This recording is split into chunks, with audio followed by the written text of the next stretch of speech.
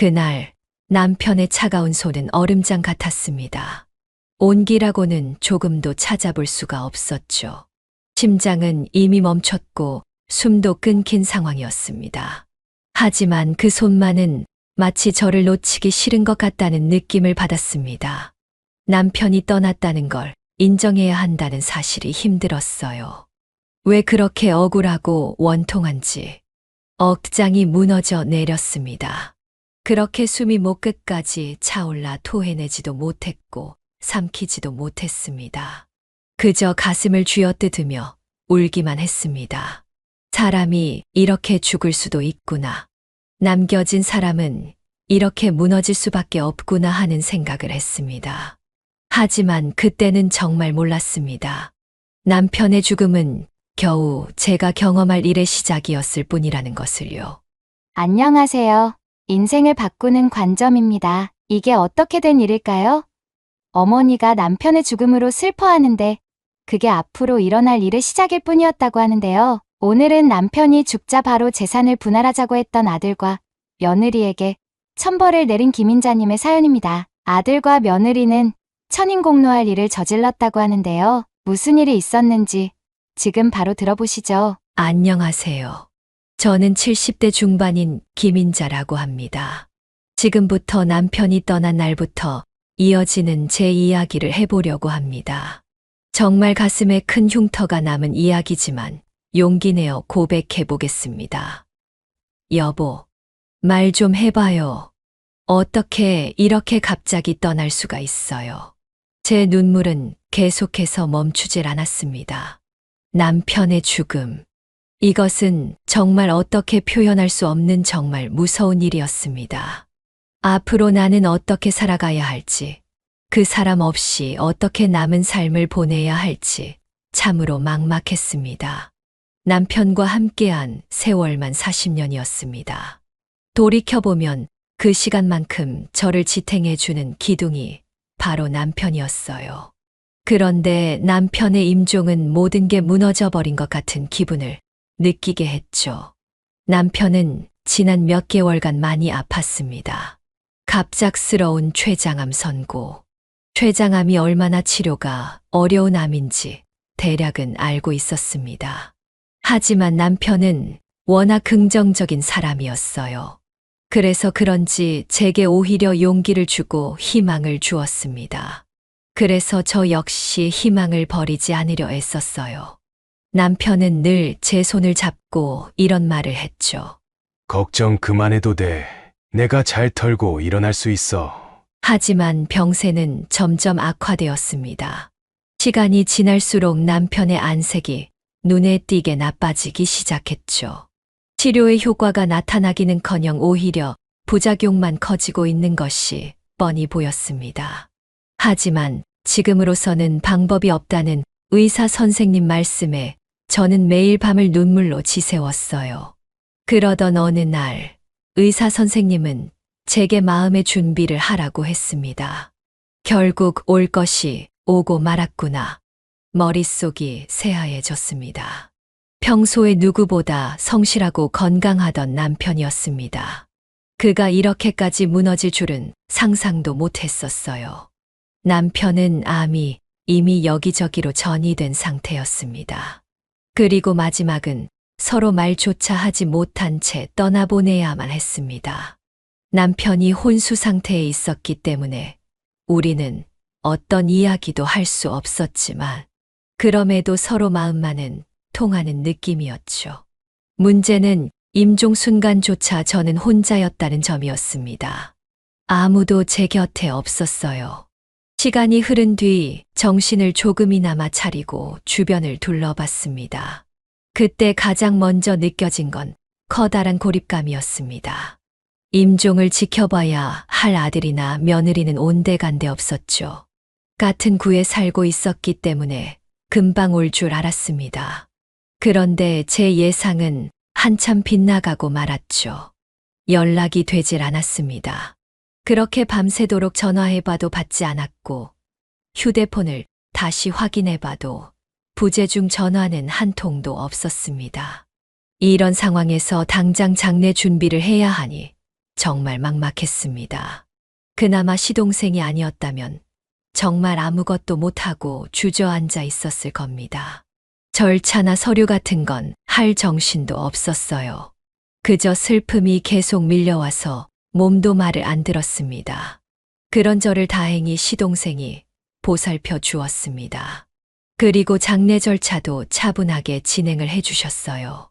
하지만 그렇게 시간이 흐를 때까지도 여전히 아들과 며느리가 있어야 할 자리는 텅 비어 있었습니다.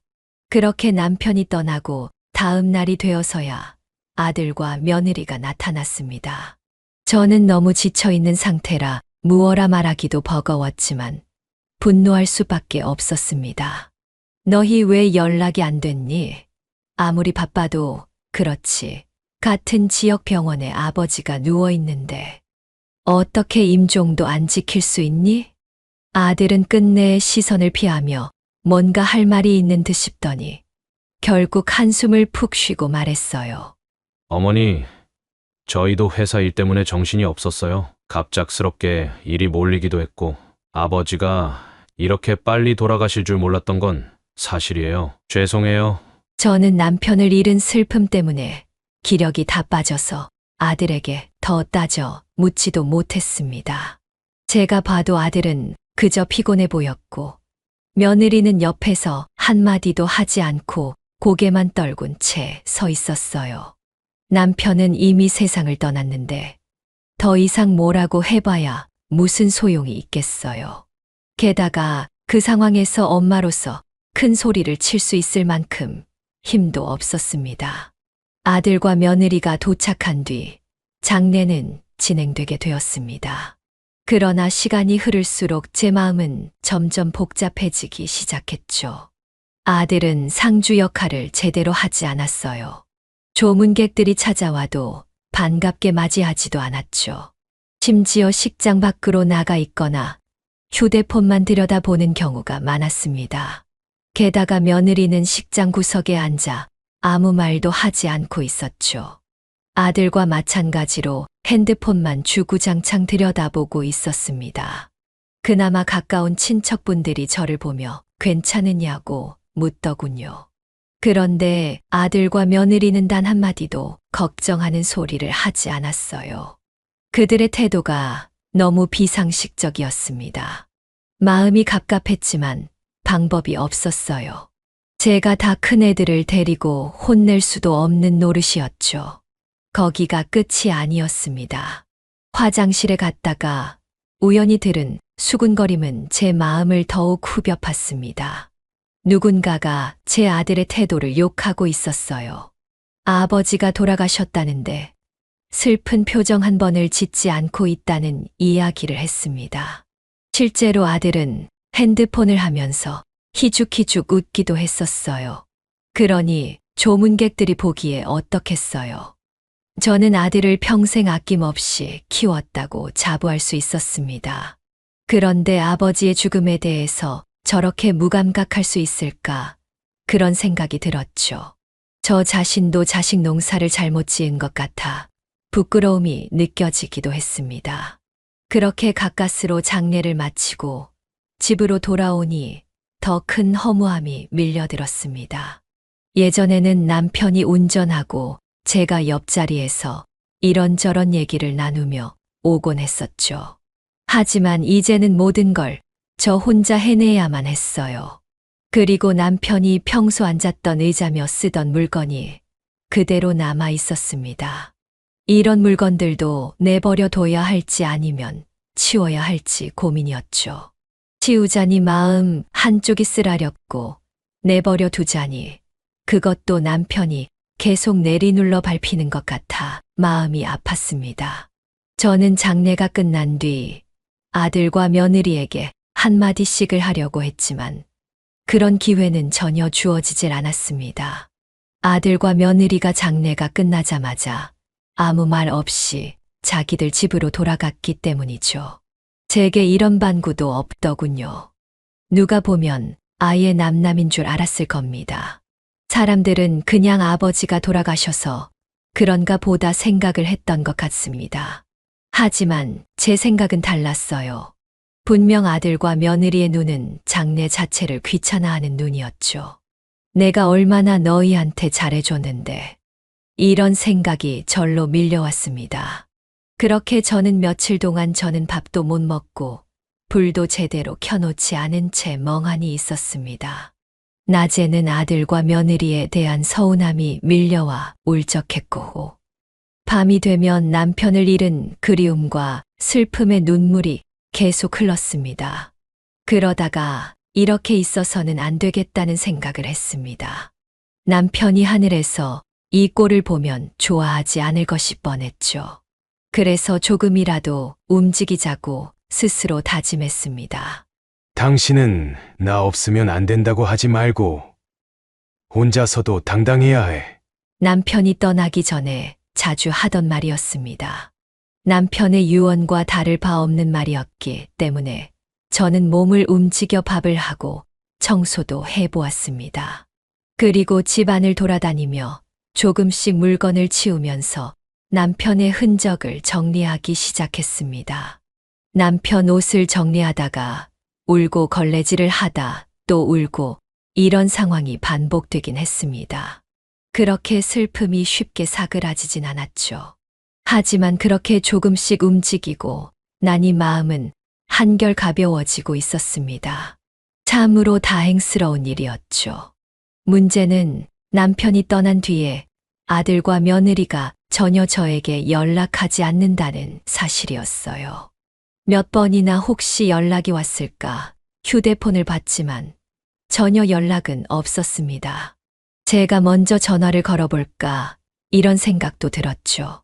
하지만 그러지를 못했어요.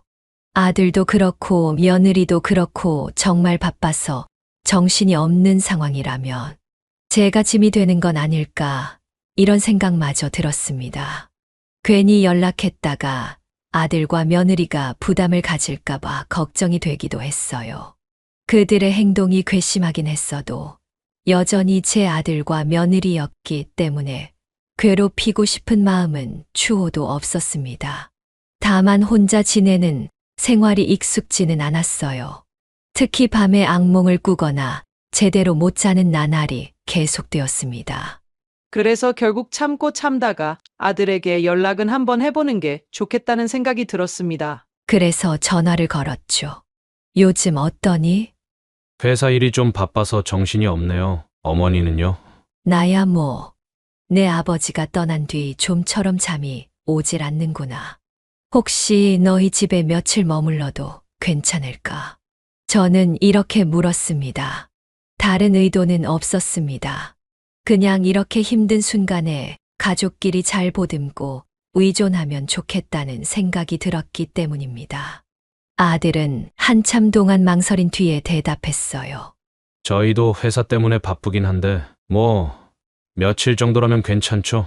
대신 오래 계시면 좀 곤란할 수도 있어요. 아들의 차가운 말을 듣는 순간 마음이 철렁 내려앉았습니다. 그래도 아들인데 장례 후에 제 마음을 추스르게 도와주지 않을까 했던 작은 기대가 그 한마디로 와장창 깨진 느낌이었지요. 그래도 혼자서 계속 지내는 것이 아직은 너무 힘들었습니다. 그렇게 어쩔 수 없이 몇 벌 옷만 챙겨서 아들 집으로 갔습니다. 며느리는 문을 열어주면서 이렇게 말했습니다. 이 방 쓰시면 돼요. 이렇게 간단한 말만 하고 이내 돌아서더군요. 몸은 좀 괜찮으냐고 묻는 법도 없었습니다. 그냥 피곤하다며 자기 방으로 들어가 버리더군요. 저는 그래도 그 모습을 보며 일을 많이 해서 많이 지쳤나 보다 하고 스스로 이해하려 애썼습니다. 그렇게 이틀 정도 아들네 머물렀을 때였습니다. 제가 거실에서 조용히 차를 마시며 창밖을 보고 있을 때였습니다. 아들과 며느리가 조심스레 거실로 나오더군요. 그런데 뭔가 분위기가 심상치 않았습니다. 아직 남편이 떠난 지 얼마 되지 않아서 그러나 싶었습니다. 아니면 서로 싸우기라도 했나 걱정이 들기도 했죠. 그런데 그들의 입에서 튀어나온 말은 믿을 수 없었어요. 아들이 먼저 이야기를 꺼내더군요. 어머니, 저희가 생각해보니 아버지 돌아가신 지 좀 됐는데 재산 정리를 빨리 해야 할 것 같아요. 저희도 돈이 필요하고 여러 가지 이유가 있어서요. 저는 그 말을 듣는 순간 또 한 번 머릿속이 하얘졌습니다. 남편이 세상을 떠난 지 한 달도 채 되지 않았을 때였습니다. 그런데 어떻게 이렇게 재산 얘기가 먼저 나오나 싶었죠. 특히 아들 목소리는 무척 건조했고 이미 결정을 내려놓은 듯한 말투였어요. 저는 떨리는 손으로 겨우 목을 축이며 말했죠. 아직은 그런 이야기를 하기는 이르지 않겠니? 조금 생각을 해보자꾸나. 아무래도 지금 당장은 그런 것들까지 신경을 쓰기에는 너무 힘든 것 같다. 그러자 옆에 있던 며느리가 이렇게 말했죠. 어머니, 저희 사정도 너무 급해서 그래요. 게다가 상속 문제는 미루면 나중에 복잡해진다고 하잖아요. 아버님 남긴 재산을 빨리 확인하고 저희도 계획을 세워야 해요. 그리고 얼마나 남겨주셨는지 제대로 확인해야 저희도 또 돈을 어떻게 쓸지 생각할 수도 있으니까요. 저는 말문이 막혔습니다. 하지만 저는 더는 뭐라고 이야기를 할 수가 없었어요. 그들의 눈은 무미건조할 뿐이었고 제가 어떤 이야기를 하든 들을 것 같지 않았기 때문입니다. 그날 밤 저는 다시 짐을 챙겼습니다. 그리고 택시를 타고 집으로 돌아왔죠. 더 이상 그 집에 머무르고 싶지 않았습니다. 아니, 머무를 수가 없었어요. 아들이라는 이름으로 또 며느리라는 이름을 가지고 어떻게 그럴 수 있나 싶었어요. 동시에 남편을 잃은 지 얼마 되지도 않은 저를 전혀 배려하지 않는 태도도 너무 이기적이었어요. 하지만 남편을 잃는 저는 그들의 못된 생각에 한마디도 하질 못했어요. 남편이 있었다면 따끔하게 한마디를 해줬을 텐데 이런 생각만 들었습니다. 그런데 그 뒤로 아들과 며느리가 번갈아 가면서 계속 전화를 해왔습니다. 처음엔 애써 부드럽게 제 생각이 어떤지 물으며 재촉했어요. 그런데 제가 계속해서 대답을 미루자 점점 목소리가 딱딱해졌습니다. 그러면서 언젠간 변호사라는 말까지 나오더라고요. 기가 막힌 일이었습니다. 법적으로 절차를 밟으면 귀찮아질 테니 그냥 빨리 협조하라는 식이었죠. 어머니, 법적 절차를 밟으면 서로 귀찮아져요. 맞아요, 어머니.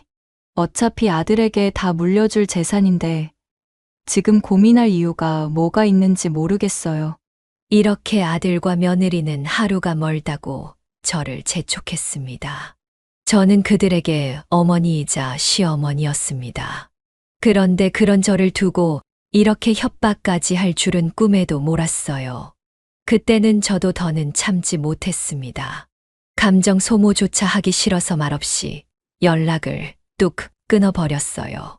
결국 이 이야기를 지인과 친구들에게 했습니다. 도움을 구할 곳이 없었거든요. 그러자 지인 중 한 분이 도움을 주셨죠. 저와 변호사를 만나게 됐습니다. 남편이 남긴 재산을 정확히 파악해야 했습니다. 그리고 앞으로 제가 어떻게 행동하는 게 좋은지 상담했죠. 변호사는 우선 이렇게 조언했어요. 고인이 된 남편 명의로 된 재산이 어떤 것들이 있는지부터 조회해야 한다고 하더군요. 그래서 조사를 진행하게 되었습니다. 그리고 한 달쯤 뒤 매우 뜻밖의 이야기를 듣게 되었어요. 남편 명의로 된 재산이 하나도 없다는 연락이 온 것이었습니다. 저는 순간 남편이 저 모르게 뭔가 일을 벌였다거나 빚이라도 졌나 싶어서 가슴이 철렁했죠. 그런데 변호사는 깜짝 놀랄 만한 이야기를 해주었습니다. 사실 남편이 몇 년 전부터 모든 재산을 제가 모르는 사이에 제 명의로 돌려놨다는 겁니다. 심지어 증여에 대한 세금까지도 다 냈다고 하더군요. 그래서 집과 예금 모두 제 앞으로 돼 있었습니다. 저는 공동명의인 줄 알았는데 아니었죠. 이미 오래전에 제 이름으로 이전을 해놨던 것입니다. 처음에는 얼떨떨했습니다. 남편은 왜 이것을 끝까지 말하지 않았을까 궁금했습니다. 그런데 집에 돌아와 남편 서랍을 뒤지다가 작게 접힌 편지 한 통을 발견했어요. 그때야 모든 진실을 알게 됐습니다. 남편은 편지에는 아들과 며느리에 관한 내용을 발견할 수 있었습니다. 어느 날부터 부모 재산에 대해 아들과 며느리가 묘하게 떠봤다고 합니다. 심지어 아들은 빚을 많이 있다고 적혀 있었어요. 며느리도 빚이 있는 상태라 돈을 빼앗으려 들지도 모른다고 걱정했죠.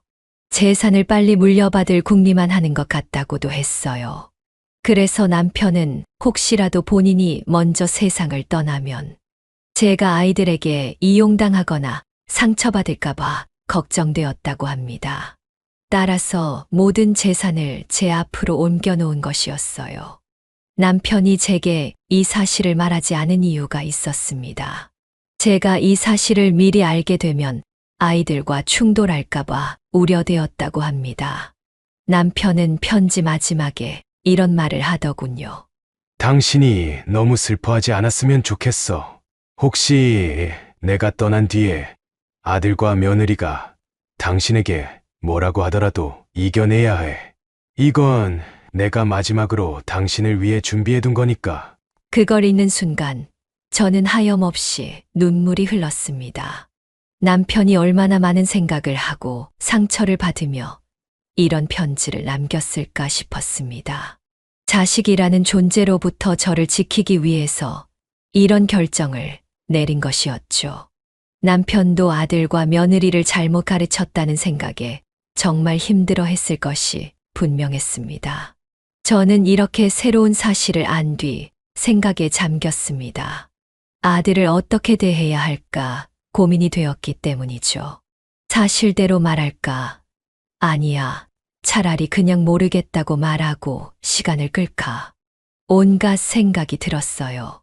그래도 내가 배 아파 낳은 자식인데 너무 매정하게 구는 것은 아닐까? 이런 생각도 들었습니다. 하지만 그 뒤에 아들은 제게 계속 연락을 해 온갖 말을 했어요. 변호사 고용하기 직전이에요. 어머니, 제발 제 말 좀 들으시라고요. 귀찮게 이런저런 거 하게 하지 말고요. 이렇게 변호사를 들먹이며 협박조로 이야기하기 시작했습니다. 그리고 며느리는 한술 더 떴죠. 어머니, 앞으로 어머니, 미래는 누가 책임질 것 같으세요? 저희 도움 없이 어머니가 노후를 잘 보낼 수 있을 것 같아요? 이렇게 제 노후까지도 들먹이는 걸 보는 순간 피가 차갑게 식고 말았어요. 더 이상은 이대로 두고 볼 수 없다는 생각이 들었죠. 그래서 저는 솔직하게 말하기로 했습니다. 그동안 제게 일어났던 일을 아들과 며느리를 만나 이야기했습니다. 그러자 그들은 사정하기 시작하더군요. 어머니, 저희가 아버지 재산이 있는 줄 알고 빨리 정리하려고 했던 건 정말 어쩔 수 없었어요. 지금 빚이 많아서 당장 갚지 않으면 집도 날아갈 판인데 아버지가 이렇게 다 옮겨놓았다니 저희는 아무것도 못 받는 거잖아요. 어머니, 제발 한 번만 도와주세요. 저는 이미 남편 편지를 읽은 뒤라 마음이 어느 정도 정해진 상태였어요. 자식이 이렇게 애원하는데도 냉정해질 수 있다는 게 스스로 놀라웠습니다. 저는 남편의 유지를 이어가기로 마음을 먹은 상태였습니다. 그들이 뭐라고 하던 흔들릴 이유가 없었습니다. 그래서 차분하게 아들과 며느리에게 말했죠. 너희들이 정말 부모를 생각했다면 임종은 지켰을 거다. 부모의 마지막을 그렇게 보내는 자식을 진짜 자식이라고 할 수 있겠니? 심지어 장례식 때도 상주 역할조차 제대로 하질 않았어. 그리고 지금도 나를 위로하거나 챙기기는커녕 돈 얘기밖에 안 하는 걸 보니 뻔하구나. 남편이 왜 이런 선택을 했겠니? 아마 지금 나한테 하는 것처럼 남편에게도 그렇게 대했겠지. 나 몰래 말이야. 아들과 며느리는 잠시 말문이 막히는 모습이었습니다. 어머니, 진짜 그건 저희가 잘못했어요. 하지만 이희도 그렇고 저도 그렇고 진짜 온 힘을 다해서 살아보려던 것뿐이에요. 그러니까 돈 조금만 주세요. 아니, 빌려주시기라도 하세요. 사용증이라고 쓸게요. 며느리는 애써 울먹거리는 연기를 하며 애원했어요. 아들도 돈이 없으면 진짜 파산 직전이라고 말하면서 애원했어요. 어머니가 조금만 도와주면 정말 새 출발을 해볼 수 있다면서 계속 부탁을 했습니다. 장례식 때 도와드리지 못한 걸 후회해요. 진짜 그때는 경황이 없었어요. 앞으로 제가 잘 모실게요. 그러니까 이번 한 번만 도와주세요. 조금이라도 도와주시면 그 은혜 평생 잊지 않을게요. 슬픈 척 연기를 하며 말하는 며느리를 보는데 저는 웃음이 났습니다. 솔직히 말하자면 경황이 없던 것이 아니라 남편의 죽음에 관심이 없었던 것이겠죠. 오히려 이들은 남편의 죽음을 좋아했을지도 모르겠다는 생각마저 들었습니다. 왜냐하면 남편이 떠나면서 자기들한테 남겨질 재산을 떠올렸을 테니까요. 물론 눈앞에서 자식과 며느리까지 애원하는 모습을 보니 한편으로는 좀 짠하기도 했습니다. 이렇게까지 해야 하나 싶은 생각도 들었어요. 하지만 마음을 굳게 먹었습니다. 남편의 편지를 읽는 순간 제 마음은 이미 명백히 결정되어 있었습니다. 남편이 온 힘을 다해 마련한 이 울타리를 허물고 싶지 않았습니다. 그래서 차가운 목소리로 말했습니다. 미안하지만 난 남편 뜻대로 할 거야. 남편이 애써 마련해준 걸 함부로 너희에게 내줄 순 없어. 너희가 진심으로 회개하고 돌아오면 또 모르겠다. 하지만 지금 당장은 불가능해. 돌아가려무나. 이제 나는 할 이야기가 없다. 결국 아들과 며느리는 한숨을 푹 쉬고 돌아갔습니다. 며칠 뒤였습니다. 아들과 며느리가 갑자기 전화를 해왔어요. 그동안 연락을 끊고 지내다가 갑자기 다시 연락해온 것이었습니다. 갑작스러운 연락에 저는 뭔가 불길한 예감이 들었어요. 어머니, 우리 잠깐 만날 수 있을까요? 또 돈 이야기라면 할 말 없다. 돈 이야기가 아니라 정말 진솔하게 이야기하고 싶어서 그래요. 그렇게 모호한 말을 하고 전화를 끊더군요. 저는 무슨 일인가 싶어서 마음 한구석이 불안했습니다.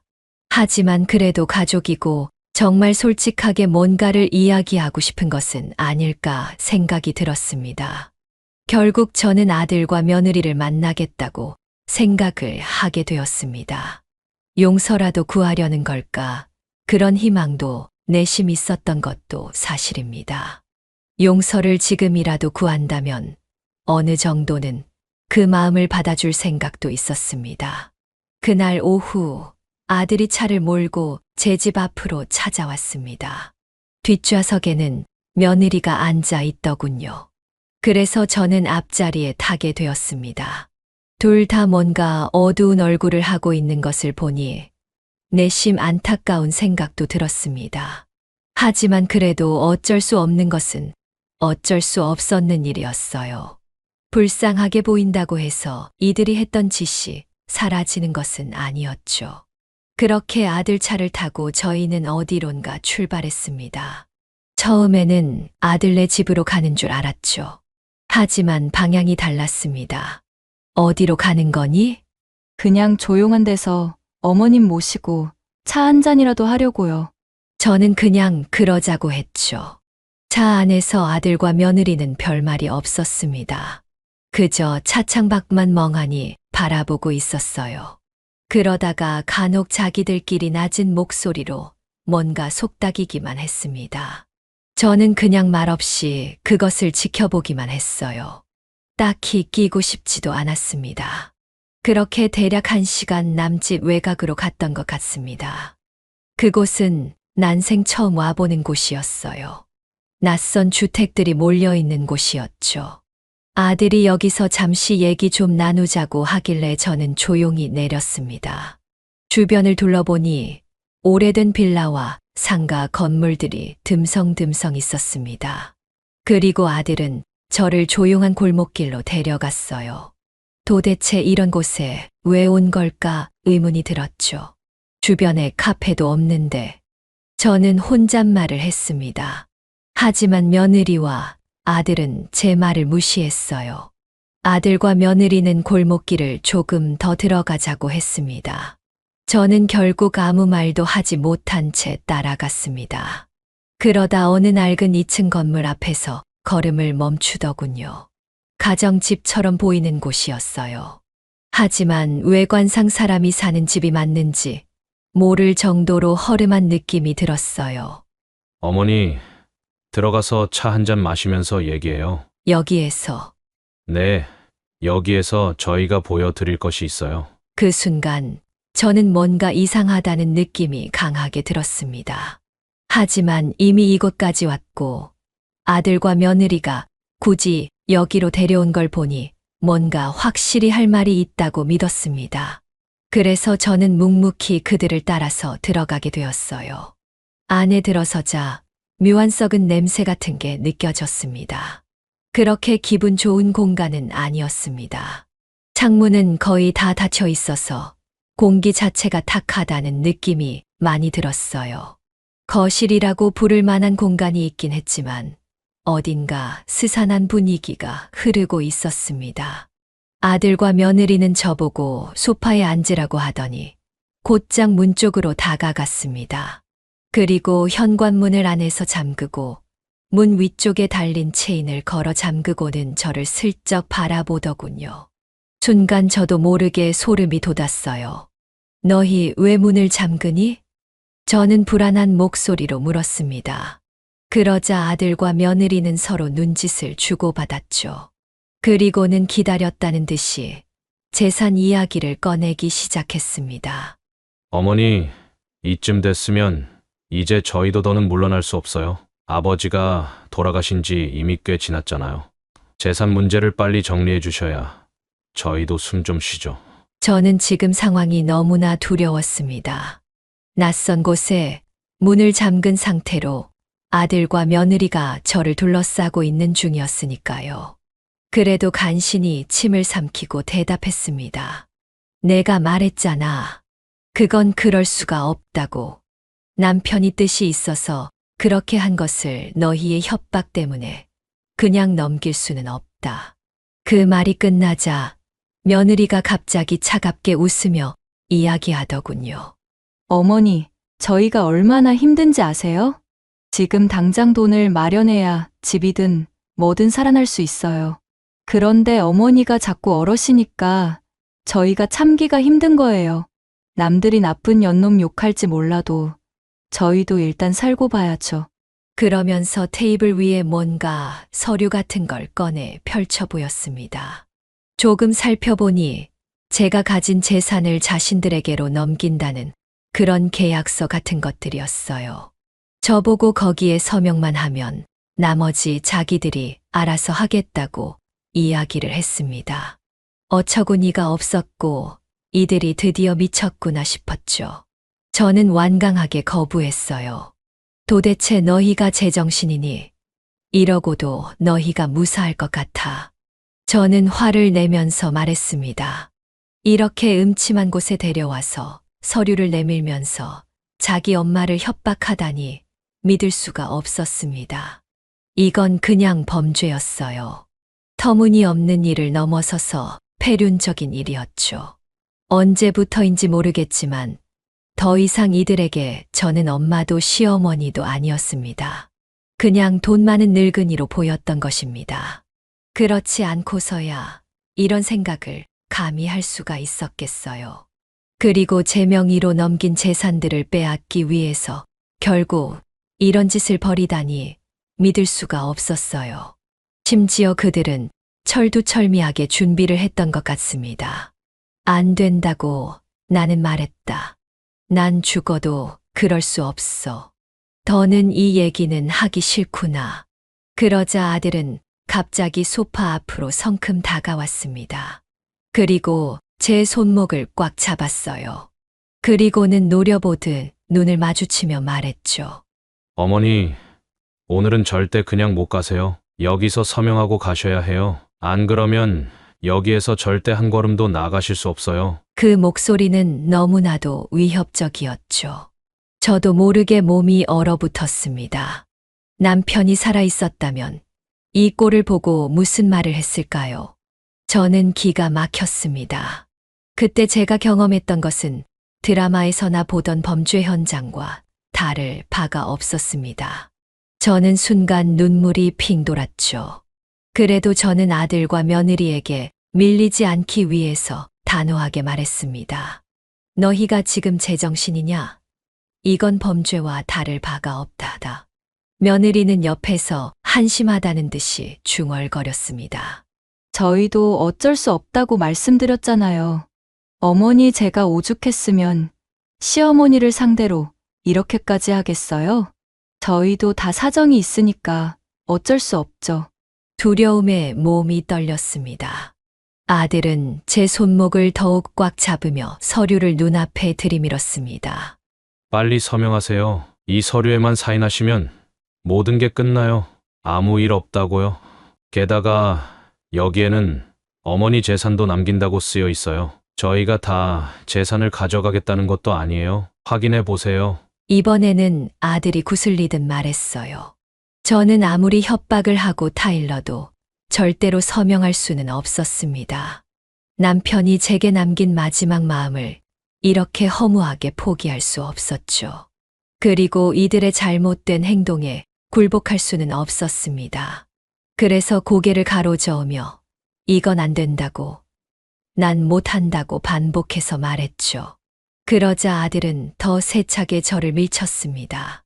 그런 저를 보며 며느리는 혀를 찼어요. 그리고 비웃듯이 제 모습을 내려다봤죠. 어머니, 이러다 저희 여기에서 밤샐 수도 있어요. 어차피 나중에 다 저희한테 올 재산 아니에요? 막말로 어머님 돌아가시면 저희가 쓸 재산인데 미리 댕겨서 좀 쓰겠다는 게 왜 나빠요? 괜히 버티시지 말고 오늘 지금 바로 끝내세요. 저는 정말로 이들이 무섭다는 생각이 들었습니다. 아들과 며느리가 아니라 악마를 만난 것 같은 기분을 느껴야만 했어요. 그동안 아들과 며느리에게 서운함과 배신감까지는 느꼈었습니다. 하지만 공포까지 느끼리라고는 상상도 못했어요. 결국 저는 소파에 웅크리고 앉았습니다. 그냥 버티는 수밖에 없었어요. 저는 한동안 아무 말도 하지 않고 제발 이 지옥 같은 시간이 끝나기를 바랬죠. 시간이 한참 지났을 때 아들과 며느리 서로 눈짓을 교환했습니다. 작은 소리로 아들이 이렇게 말했습니다. 어머니, 오늘 하루는 여기서 지내세요. 안심하세요. 밖으로 나가는 문만 잠근 거니까. 화장실이든 뭐든 사용할 수 있어요. 저희가 잠깐 볼 일이 있어서 나가야 하거든요. 돌아올 때까지 여기서 좀 가만히 계세요. 그 말이 너무 소름 끼쳤습니다. 자기들 볼일을 보는 동안 이 낡은 집에 가둬놓겠다는 것이었습니다. 이건 납치와 다를 바가 없었어요. 게다가 제 휴대폰도 며느리가 빼앗아 가버렸죠. 저는 외부와 완전히 차단된 상황이라 도움을 요청할 수가 없었습니다. 정말 왜 이러는 거냐? 내가 뭘 그렇게 잘못했니? 진짜 몰라서 물으시는 거예요? 둘 다 저를 보며 고개를 저었습니다. 각서에 사인만 하면 모든 게 쉽게 해결된다는 말을 반복했어요. 그리고는 저를 남겨두고 현관문에 체인까지 걸어둔 채 밖으로 나갔습니다. 그 순간 저는 망연자실했습니다. 이대로 혹시 죽는 것은 아닐까 두려움에 떨어야 했어요. 지금 아들과 며느리는 정상적인 판단이 불가능한 상황이었어요. 분노와 공포심이 동시에 느껴졌습니다. 몸은 떨리고 머리는 새하얘져 아무런 생각도 나지 않았습니다. 저는 그저 평범하게 살던 사람이었습니다. 그런데 이렇게 감금당하고 납치를 당할 것이라고는 꿈에도 상상하지 못했죠. 결국 골목길 끝에 있던 낯선 집에서 적지 않은 시간을 갇혀 있었습니다. 저는 아들과 며느리가 떠났을 때 혹시 나갈 수 있는 곳이 있나 찾아봤어요. 하지만 그런 곳은 없었습니다. 창문이라도 열어서 나가려고 했는데 밖에서 자물쇠 같은 걸로 잠궈놨더군요. 철저했습니다. 게다가 두꺼운 이중창으로 되어 있어 제가 깨트리려고 해도 힘이 부족했습니다. 치밀하게 절 가두기 위해서 준비를 해놨던 것 같아요. 점점 목이 마르고 배도 고팠습니다. 냉장고를 열어봤지만 그 안은 텅 비어 있는 상태였습니다. 정수기가 없는 집이다 보니 어쩔 수 없이 싱크대로 향했죠. 그런데 싱크대에서 찬물이라도 받아 마셔볼까 했는데 나른 기계음만 들릴 뿐 물은 한 방울도 나오질 않았어요. 시간이 흐를수록 머리가 어지럽고 숨이 막혀왔습니다. 이게 대체 무슨 꼴인가 싶었어요. 결국 서러움이 밀려오기 시작했습니다. 남편이 살아있었다면 이렇게까지 되진 않았을 텐데 하늘나라에서 이 광경을 보면 얼마나 가슴 아플까 생각이 들었습니다. 눈물이 나려 했지만 참았어요. 그들에게 굴복하고 싶지 않았기 때문입니다. 그렇게 시간은 한참 흘러갔던 것 같습니다. 시계도 없어서 시간을 가늠할 수 없었어요. 결국 해가 기울 때쯤 아들과 며느리가 다시 돌아왔습니다. 문 열리는 소리에 덜컥 겁이 났지만 그래도 이제는 풀어줄까 하는 그런 기대가 들기도 했습니다. 그런데 이들은 돌아오자마자 저를 바라보며 피곤한 표정을 지었습니다. 어머니, 생각 좀 해보셨어요? 이건 어차피 어머니가 끝까지 버틴다고 해결될 문제가 아니에요. 결국 소송까지 가면 서로 피곤해져요. 그러니까 사인하세요. 며느리가 눈초리를 치켜뜨며 이야기했습니다. 하지만 저는 여전히 안 된다는 뜻을 전할 수밖에 없었습니다. 절대로 이런 짓을 하는 그들에게 굴복할 수 없었어요. 그리고 절대로 남편의 유지를 잃고 싶지 않았습니다. 그들의 협박에 굴하기에는 저도 산전수전 다 겪으며 살아왔습니다. 이를 악물고 버텼어요. 그들의 협박이 무서웠지만 끝까지 참아냈습니다. 내가 아무리 생각해도 이건 아니구나. 너희가 어떤 식으로 나오든 난 사인을 하지 않을 거다. 그러니까 너희가 뭘 하든 나는 바뀌지 않을 테니 그리 알아라. 그랬더니 아들과 며느리는 서로 얼굴을 보며 한숨을 푹 내쉬더군요. 그리고 아들은 묘한 웃음을 띠면서 다시 테이블 위에 무언가를 꺼내 펼쳐놨습니다. 저는 잘 모르는 서류들이었죠. 다만 그 안에 대출 금액이니 뭐니 적힌 표를 보니 이들이 이렇게까지 하는 이유가 바로 저런 빚 때문이라는 것을 알게 되었습니다. 어머니, 저희가 지금 당장 이 정도 돈이 필요해요. 은행 대출도 막혔고 여기저기 빚도 많아요. 이걸 어머니가 해결해 주셔야 해요. 어머니가 재산만 빨리 넘겨주시면 정말 모두가 행복해질 수 있다고요. 그렇게 서로가 대치하는 상태가 이어지게 되었습니다. 그렇게 시간이 또 얼마나 흘렀을까요? 아들과 며느리는 밥도 사다 먹고 갈증을 느낀 듯 물도 사와서 자기들끼리 마셨습니다. 그리고 저를 철저히 무시했어요. 저를 고립시키려는 계획 같았습니다. 배가 고팠지만 무엇도 먹을 수가 없었어요. 그들이 음식을 주지 않았기 때문입니다. 목도 타들어갔지만 참아 달라고 말하기도 싫었습니다. 물을 달라고 하는 순간 굴복하는 느낌이 들었기 때문입니다. 그렇게 결국 밤이 깊어졌어요. 아들은 다시 문 쪽으로 가서 체인을 잠갔고 며느리는 등을 돌린 채 휴대폰만 만지작거렸습니다. 어느새 거실 불도 꺼져 있었고 전 서늘한 바닥에 웅크린 채 떨고 있었죠. 어머니, 빨리 결정하세요. 오늘 밤 안에 결론 내지 않으시면 저희도 새벽에 나갈 거고 어머니는 여기서 그냥 기다리셔야 해요. 그 말에 더는 뭘 어떻게 해야 하나 막막하기만 했습니다.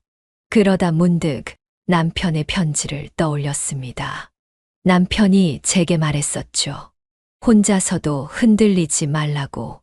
그리고 절대 아이들이 뭔 짓을 하든 상처받지 말라고. 그 순간 저는 이상하게 용기가 솟는 걸 느꼈습니다. 그래, 이건 아니지. 이런 식으로 협박한다고 해서 내가 재산을 내놓을 수는 없어. 이렇게 혼잣말을 했습니다. 그리고 순간적으로 벌떡 일어나 문 쪽으로 달려갔습니다. 그리고 체인을 떼어내려 했습니다. 그러나 생각처럼 벗겨지질 않았어요. 워낙 단단히 잠겨 있어서 떼어내는 게 불가능해 보였어요. 아들은 뒤에서 그게 풀릴 리가 없다면서 비웃었죠. 아들의 말처럼 제 힘으로는 절대로 사슬을 풀 수 없을 것 같았어요. 며느리도 다가오더니 저를 비웃으며 뭐라 이야기를 했습니다. 하지만 기억나지는 않습니다. 그때 저는 필사적으로 몸을 움직이며 문을 열어야 된다는 생각뿐이었어요. 이대로 있을 수는 없어. 내가 왜 너희 협박에 굴복해야 해. 아들과 며느리는 이대로 저를 두면 안 되겠다 싶었는지 저를 속박하려 했어요. 하지만 저는 그냥 몸을 문 쪽으로 던졌어요. 어떻게든 문이라도 부셔서 나갈 생각이었습니다. 그런데 그렇게 난리를 치다 보니 낡은 문이 삐걱거리며 조금 헐거워지게 느껴졌어요. 그것을 본 아들이 흥분한 목소리로 소리쳤습니다. 어머니, 그만하세요. 진짜 이럴 거예요. 하지만 저는 멈추지 않았습니다. 차라리 내 몸이 부서지는 한이 있어도 여길 나가야겠다는 생각뿐이었죠. 며느리는 옆에서 비명을 지르며 말렸습니다. 그러나 저는 어떻게든 문에다가 온몸을 던졌습니다. 결국 문에 쩍하며 갈라지기 시작했어요. 그 순간 아들은 문이 열릴 것 같았는지 저를 붙잡아서 내동댕이 쳤습니다. 머리를 바닥에 부딪혀서 눈앞이 아찔해졌어요. 하지만 그래도 포기할 수 없었습니다. 이대로 가만히 있다가는 제 인생이 무너질 것 같다는 생각이 들었어요. 그렇게 한바탕 실랑이가 벌어지는 사이 문 밖에서 누군가가 인기척을 느꼈는지 쾅쾅 두드리는 소리가 들렸습니다. 저도 모르게 살려달라고 외쳤어요. 아들과 며느리는 순식간에 얼어붙은 듯 아무 말도 하질 못했어요. 누구세요? 여기 무슨 일 있어요? 낯선 남성 목소리가 밖에서 들려왔습니다. 제가 필사적으로 살려달라고 다시 소리쳤습니다. 잠시 뒤 그 사람이 문을 잡아당기는 듯한 소리가 들렸어요. 그리고 휴대폰으로 어딘가 전화를 거는 듯한 소리가 났습니다. 아들과 며느리도 당황하며 서로 바라보고 있었어요. 결국 아들과 며느리는 어찌할 바를 모르다가 문을 열어주었습니다. 계속해서 이렇게 있다가는 진짜 현장에서 납치범으로 잡힐 것 같았나 봐요. 하지만 이미 범죄는 일어난 상황이었죠. 그 틈에 저는 밖으로 뛰쳐나가 무작정 달렸습니다. 허름한 건물에서 나와 골목을 가로질러 달렸어요. 지나가던 행인이 놀란 표정으로 저를 쳐다봤습니다. 도와주세요.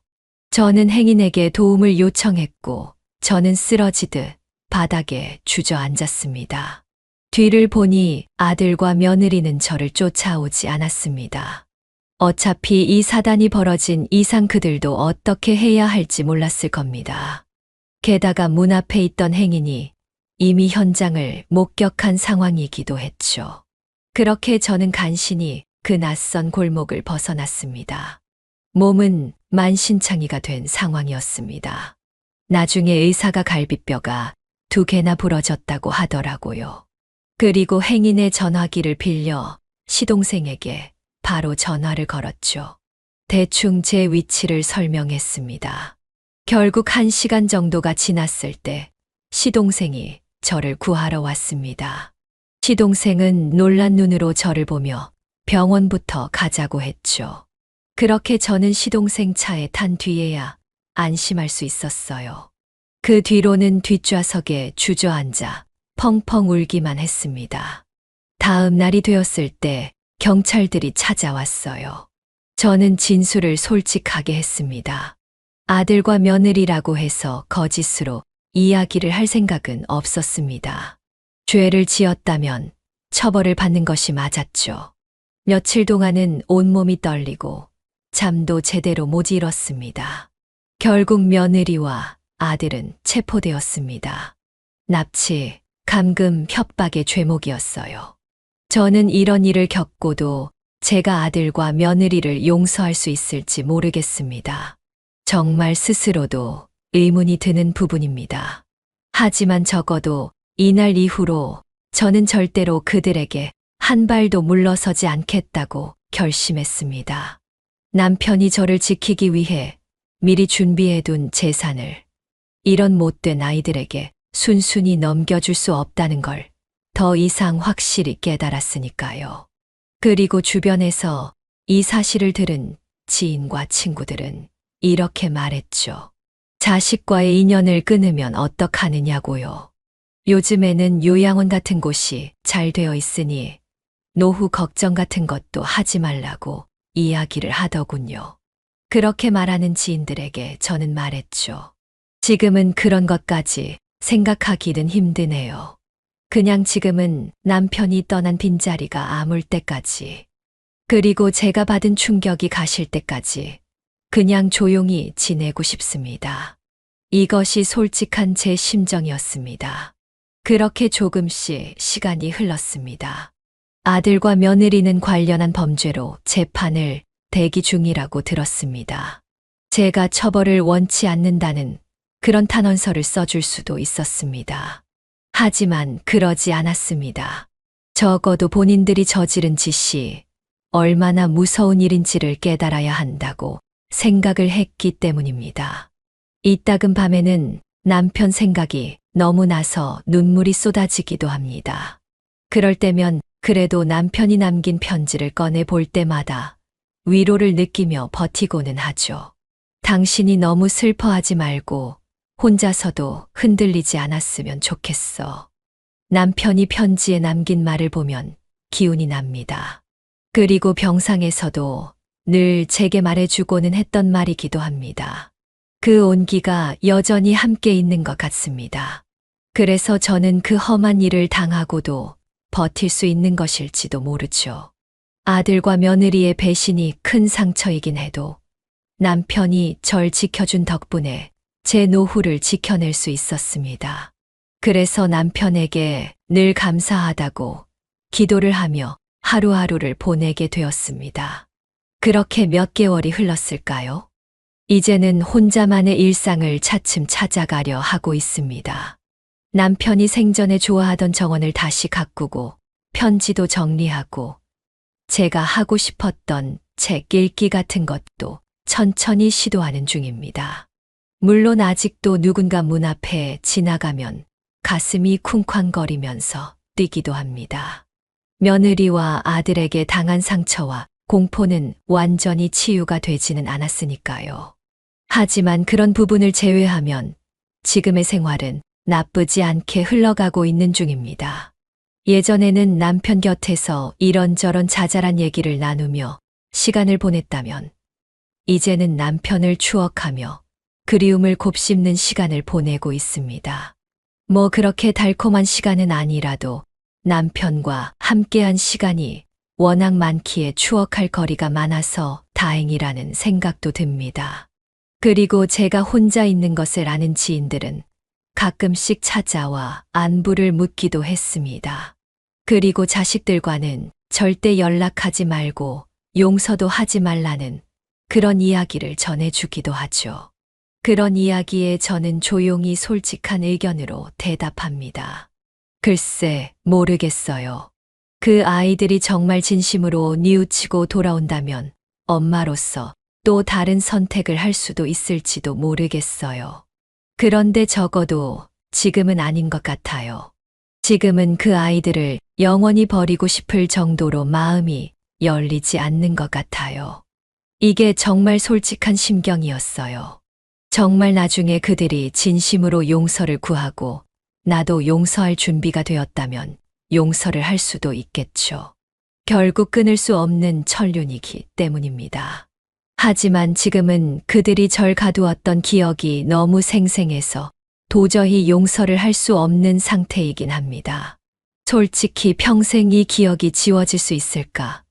이런 생각도 하죠. 다만 요즘에는 그 어느 때보다 저 자신을 믿고 있습니다. 왜냐하면 험한 일을 당하고 남편을 떠나보내면서 제가 스스로 더 강해져야겠다는 그런 생각을 했기 때문입니다.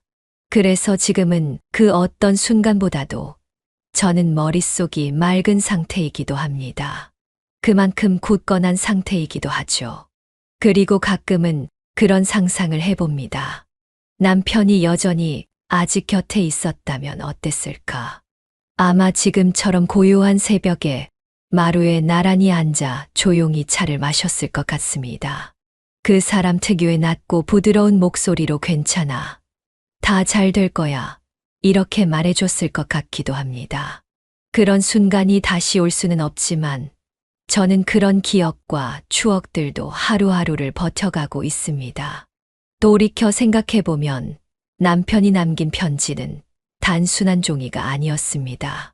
그건 제 삶의 마지막 울타리였고 마지막 위로였습니다. 이제 저는 그 울타리 안에서 조금은 단단해진 마음으로 살아가려 합니다.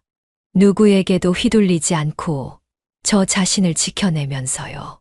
그리고 제 남은 인생을 아들과 며느리에게 더는 감정 소모를 하면서 살고 싶지도 않습니다. 남편을 추억하며 절 위한 시간을 가져볼 예정이죠. 이제 제 이야기를 마무리해야겠네요. 지금까지 제 부족한 이야기를 끝까지 들어주셔서 감사합니다. 네, 오늘 이야기는 어떠셨나요?